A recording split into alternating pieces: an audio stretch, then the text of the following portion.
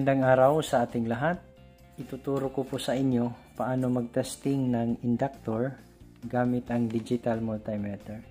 Iset lang natin yung ating selector switch dito sa buzzer mode. Ayan. Test natin kung gumagana ba ang buzzer mode. Ayan, gumagana naman. Ilagay lang natin ang dalawang test rod doon sa terminals ng inductor. Sa dalawang terminals ng inductor. Halimbawa ito po yung kanyang terminals. Ito dito, tsaka ito. So, ilagay lang natin ang test rod doon sa terminals ng inductor.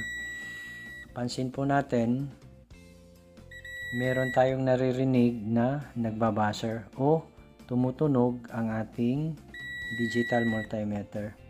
Tapos, meron po tayong mababasa na resistance dito. Yan. Ibig sabihin, okay po ang coil na yan.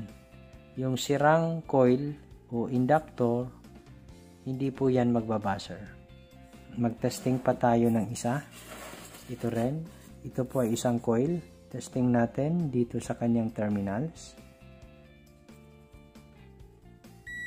Yan. Meron po tayong narinig na buzzing sound. Ulitin natin. So, ibig sabihin, okay ang coil na ito.